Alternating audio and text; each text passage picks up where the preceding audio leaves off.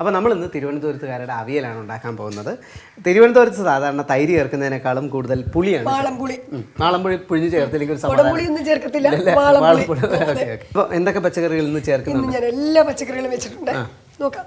First നമ്മുടെ മുഖ്യം എന്ന് പറയുന്നത് ഏത്തക്കായ, പടവലങ്ങ, കത്തിരിക്ക, വഴുതനങ്ങയാണ് ശരിക്കും നമ്മൾ ഉപയോഗിക്കുന്നത്. പക്ഷെ എനിക്കിന്ന് വഴുതനങ്ങ കിട്ടിയില്ല, കത്തിരിക്ക എടുത്തു. എന്നാലും കത്തിരിക്ക എല്ലാവരും ഉപയോഗിക്കുന്ന സംഭവം തന്നെയാണ്.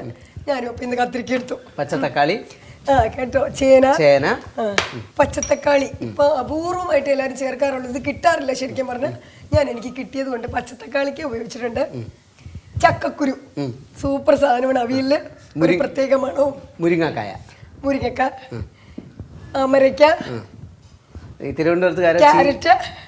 തിരുവനന്തപുരത്തുകാർ അമരയ്ക്ക പറയുന്നത് ചീനി അമരയ്ക്കാണ്. ചീനി അമരയ്ക്ക എന്ന് പറയുന്നത് ഞാനങ്ങ് ചുരുക്കി. ഇനി വെള്ളരിക്ക. ഇവനാണ് ഏറ്റവും ഫസ്റ്റ് പറയുന്നത്. കാ കഴിഞ്ഞ വെള്ളരിക്കയാണ് ഏറ്റവും കൂടുതൽ സ്ഥാനം. ഭാഗ്യം തീർന്നു. ഒരുപാട് ഐറ്റംസ് ആണ് ഇന്ന് അവിയലിൽ ചേരുന്നത്. പക്ഷെ ഇതിന്റെ മേക്കിംഗ് എന്ന് പറയുന്നത് വളരെ സിമ്പിൾ ആണ്. തുടങ്ങിയാൽ അണ്ടിപ്പരിപ്പുണ്ട്.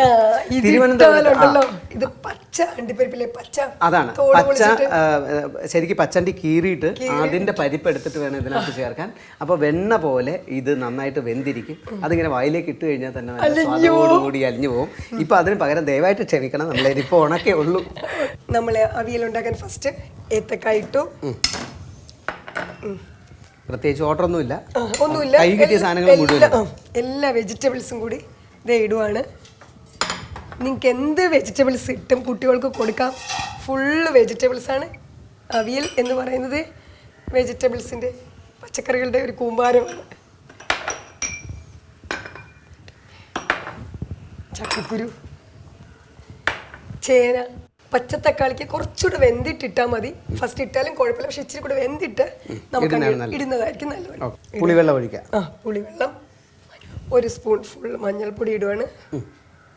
പച്ചക്കറി കൂടുതലുണ്ട്, അത് കാരണമാണ് ഒരു സ്പൂൺ മഞ്ഞൾപ്പൊടി ഇട്ടത്. ആവശ്യത്തിന് ഉപ്പ്, വെള്ളം കുറച്ചൊഴിച്ചാൽ മതി. വെള്ളം കുറച്ച് മതി. മുളകും എല്ലാം ചേർത്തു. അതിനകത്ത് കുറച്ച് പാകത്തിന് ഉപ്പ് ഇട്ടു, ഒരു സ്പൂൺ മഞ്ഞൾപ്പൊടി ഇട്ടു. ഇനി കുറച്ച് കാഷ്യൂ നട്ട് ഇടുന്നു. ഇനി ഇത് വേവിച്ചെടുക്കണം. അപ്പോൾ അവിയലിൻ്റെ അരപ്പ് ഇതിനകത്ത് തേങ്ങയുണ്ട്, ജീരകമുണ്ട്, ചെറിയ ഉള്ളിയുണ്ട്, പച്ചമുളകുണ്ട്, കറിവേപ്പിലയുണ്ട്, അല്പം മഞ്ഞൾപ്പൊടിയുണ്ട്. എന്നിട്ട് ഈ അരപ്പ് നമ്മൾ അത് ഒന്ന് ചെറിയൊരു ദ്വാരം ഉണ്ടാക്കിയിട്ട് അതിനകത്തേക്ക് വെച്ചു.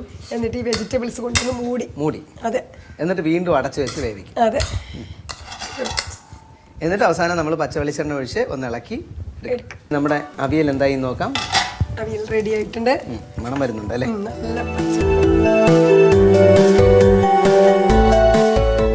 തിരുവനന്തപുരത്തുകാരുടെ അവിയൽ ഒന്നുകൂടെ ഒന്ന് ഉടഞ്ഞു വരണം അല്ലേ? തീർച്ചയായിട്ടും. 2-3 മിനിറ്റും കൂടി ആവുമ്പോഴത്തേക്കും ആ പച്ച വെളിച്ചെണ്ണ ഒഴിച്ച് ഒന്ന് പാത്രഭാഗം വരാനായിട്ട് അടച്ചു വെക്കുമ്പോഴത്തേക്ക് അത് കറക്റ്റ് ആവും. ഇനി ഇതിനകത്ത് നമുക്ക് പച്ച വെളിച്ചെണ്ണ ഒഴിച്ചെടുക്കാനുണ്ട് നമ്മുടെ അവിയലിനകത്ത്. അപ്പോൾ ഇതിനകത്ത് ഇനി പച്ച വെളിച്ചെണ്ണ ഒഴിച്ചെടുക്കാം. കറിവേപ്പില, പച്ച വെളിച്ചെണ്ണയാണ് മുന്നിൽ. അതെ, ഓക്കെ. ഇനി നന്നായിട്ട് ഇളക്കി കഴിഞ്ഞാൽ നമ്മുടെ തിരുവനന്തപുരത്തുകാരുടെ സൂപ്പർ അവിയലായി. ഞാൻ ഉണ്ടാക്കിയത് കൊണ്ട് പറയല്ല, നല്ല സൂപ്പർ അവിയലായി.